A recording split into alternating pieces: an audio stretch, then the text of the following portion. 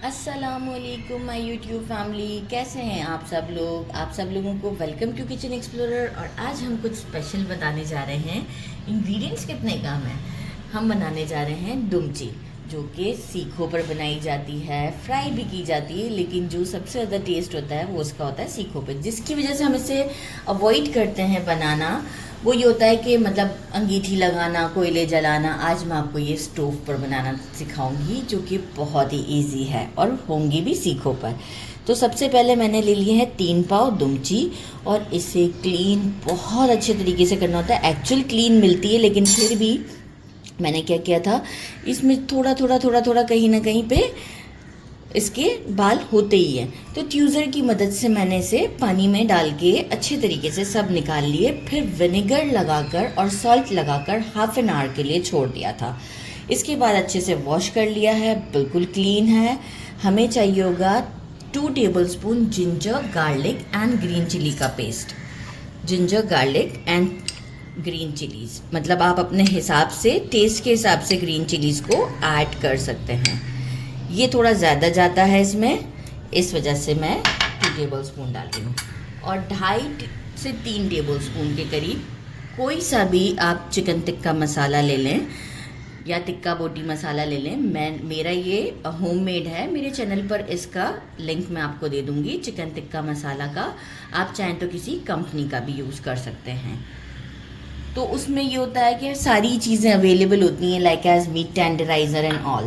तो आप किसी कंपनी का भी, अच्छी कंपनी का यूज़ कर सकते हैं। बस अभी हम इसे एक अच्छा सा मिक्स देंगे, और मिक्स देकर हम इसे 2 आवर्स के लिए छोड़ देंगे, फ्रिज में रख देंगे।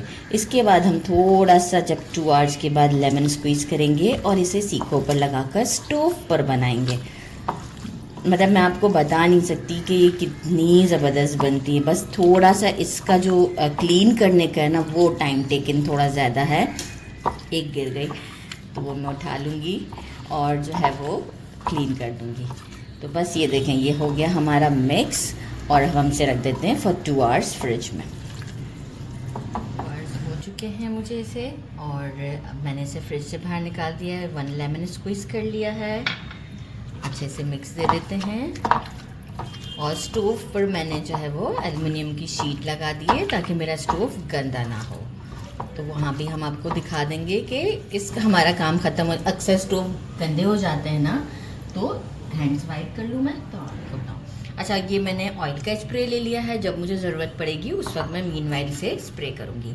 मैंने छोटे साइज़ की सीखें ली हैं, आप बड़े साइज़ की भी ले सकते हैं।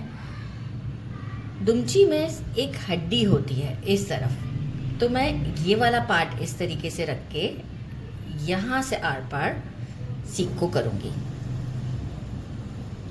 हड्डी से थोड़ा सा, कोई डिफ़िकल्ट नहीं है, इतना हो जाता है। ये देखें, इस तरीके से करते हुए सारी मैं सीखों में लगा लेती हूँ।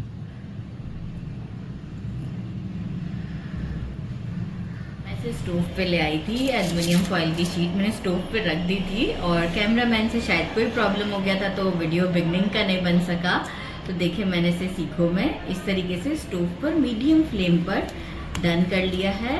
और मुझे इस पर ऑयल स्प्रे की भी ज़रूरत नहीं पड़ी, क्योंकि इसमें खुद ही इतना फैट होता है। और आप लोग देख सकते हैं कितनी ज़बरदस्त है। अब इसी तरीके से हम अपनी सारी रेडी करते हैं और आपको डिश आउट पर मिलते हैं। मैंने इसे डिश आउट कर दिया। आप इसकी लुक चेक कर सकते हैं कितनी ज़बरदस्त है। कुछ मैंने पिक्चर के लिए सीखों में, आप देखें कितनी कुकड है अच्छी तरीके से, कि सीख से एक गिर गई। आपको टेस्ट करके बताऊं, बिस्मिल्लाहिर्रहमानिर्रहीम। हाफ डन करके बताती हूँ, बाइट लेके। पूरी कुकड है और बहुत जल्दी पक जाती है, और इतनी टेस्टी है कि मैं आपको क्या बताऊँ। ज़रूर ट्राई कीजिएगा। मेरे चैनल को लाइक और सब्सक्राइब करना नहीं भूलिएगा। अपना ख्याल रखिएगा। अल्लाह हाफिज़।